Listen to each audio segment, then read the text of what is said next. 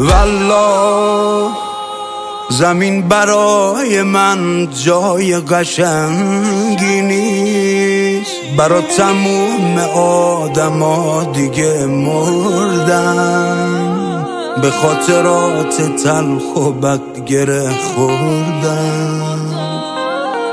والله تموم سال برای من شده پایی، چقدر خیره بشم به عکس روی میز، دیگه شدم بدون تو مرد پایی.